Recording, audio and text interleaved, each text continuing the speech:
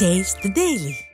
ராணிப்பேட்டை மாவட்டம் அரக்கோணத்தில் 20 வயது பெண்ணை பாலியல் ரீதியாக துன்புறுத்த துடிக்கும் திமுக நிர்வாகிகள் மீது டம்மி அப்பா அரசு நடவடிக்கை எடுக்க வேண்டும் என வலியுறுத்தியுள்ள எதிர்க்கட்சித் தலைவர் எடப்பாடி கே பழனிசாமி, நடவடிக்கை எடுக்காவிட்டால் மக்கள் துணையோடு நிச்சயம் அதிமுக மிகப்பெரிய போராட்டங்களை முன்னெடுக்கும் என எச்சரித்திருக்கிறார்.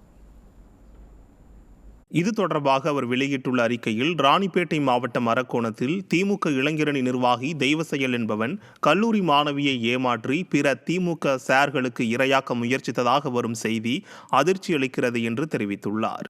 இந்த வழக்கில் எஃப்ஐஆர் பதிய அலைக்கழித்த ஸ்டாலின் மாடல் அரசின் காவல்துறை அரக்கோணம் தொகுதி அதிமுக சட்டமன்ற உறுப்பினர் சு ரவியிடம் மாணவி முறையிட்ட பிறகே எஃப்ஐஆர் பதிந்துள்ளது என்று அதிமுக பொதுச் செயலாளர் குற்றம் சாட்டியுள்ளார்.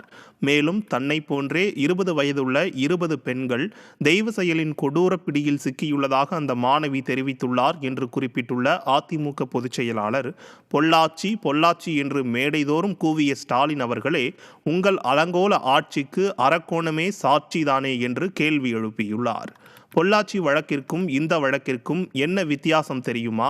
பொள்ளாச்சி வழக்கை தான் நேர்மையாக சிபிஐக்கு மாற்றினேன் என்றும், நீங்களோ அரக்கோணம் வழக்கை நீர்த்து போக எல்லா வேலைகளையும் செய்து கொண்டிருக்கிறீர்கள் என்றும் அதிமுக பொதுச் செயலாளர் எடப்பாடி கே பழனிசாமி குற்றம் சாட்டியுள்ளார்.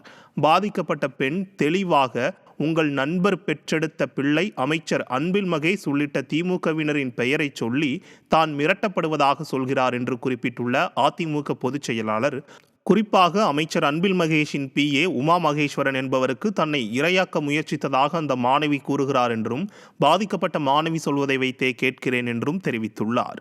திமுக குற்றவாளிகள் அடங்கிய கூடாரத்தை பாதுகாக்க முயற்சிக்கும் சார்கள் மானம் இருந்தால் வெட்கி தலைகுனியட்டும் என்றும், 20 வயது பெண்ணை பாலியல் ரீதியாக துன்புறுத்த துடிக்கும் திமுக நிர்வாகிகள் மீது இந்த டம்மி அப்பா அரசு நடவடிக்கை எடுக்குமா என்றும் அதிமுக பொதுச் செயலாளர் கேள்வி எழுப்பியுள்ளார்.